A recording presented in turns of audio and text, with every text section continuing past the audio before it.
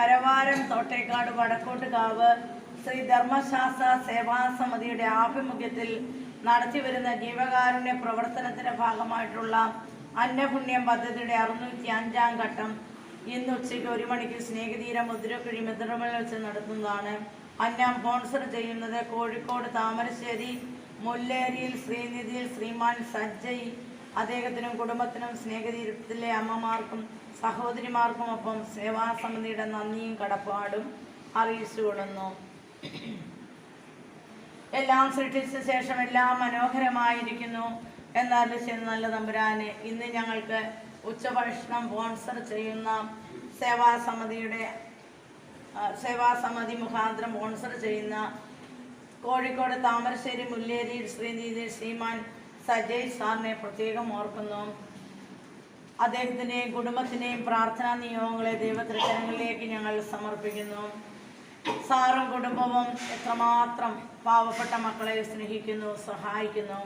ദൈവം തമ്പുരാൻ ഇരുകൈ അറിയാതെ ഇവർ ചെയ്യുന്ന നന്മകൾക്ക് ദൈവം തമ്പുരാൻ 100 മേനി ഫലം കൊടുക്കുമെന്ന് ഞാൻ വിശ്വസിക്കുന്നു.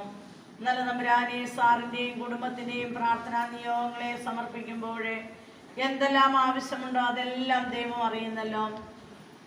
തമ്പുരാൻ അധ്വാനിക്കാനുള്ള കരുത്തും ശക്തിയും കൊടുത്ത് ജീവിതത്തിലെ ശാന്തിയും സമാധാന ഐശ്വര്യം കൊടുത്ത് ഈ കുടുംബാംഗങ്ങളെ അനുഗ്രഹിക്കണമേ എന്ന് പ്രാർത്ഥിക്കുന്നു. അമ്മയുടെ ഉദരത്തിൽ ഉരുവായി ആ നിമിഷം തൊട്ടുന്നവരെയും സജയ് സാറിൻ്റെ ജീവിതത്തിൽ കൊടുത്ത എല്ലാ നന്മകൾക്കും നന്ദി പറയുന്നു. സജയ് സാറിൻ്റെ ജന്മദിനം ആണെന്ന് എനിക്ക് തോന്നുന്നു. ആണെങ്കിൽ ജന്മദിനത്തിൻ്റെ 1000 മംഗളങ്ങൾ, പ്രാർത്ഥനകൾ, ആയുരാരോഗ്യമെല്ലാം സാറിന് സ്നേഹതീരം മക്കൾ ആശംസിക്കുന്നു. ഒപ്പം ഞങ്ങളുടെ പ്രാർത്ഥനയും ഞങ്ങൾ ആശംസിക്കുന്നു. ദൈവാനുഗ്രഹത്താൽ സാറിനെയും കുടുംബത്തെയും നിറയ്ക്കണമേ എന്ന് ഞങ്ങൾ പ്രത്യേകം പ്രാർത്ഥിക്കുന്നു.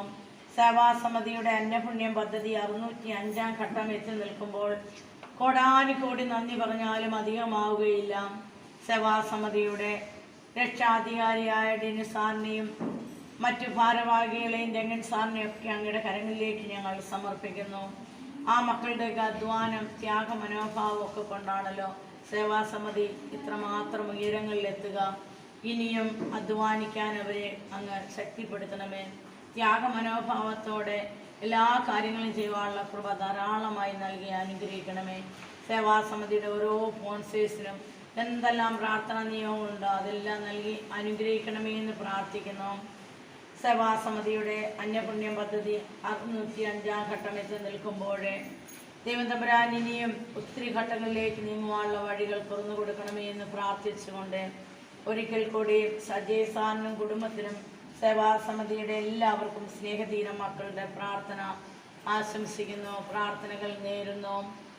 ദൈവാനുഗ്രഹത്താൽ ഇത്രത്തോളം സേവാസമിതിയെ മുന്നോട്ട് നയിച്ച ദൈവത്തിന് അനന്തകാരണത്തിന് മുമ്പിൽ ഞങ്ങൾ ശിരസ്സ് നമിക്കുന്നു. എല്ലാവരുടെയും ചെറുതും വലുതുമായ എല്ലാ പ്രാർത്ഥനാ നിയമങ്ങളുടെ മേലും അനുഗ്രഹം വർഷിക്കണമേ.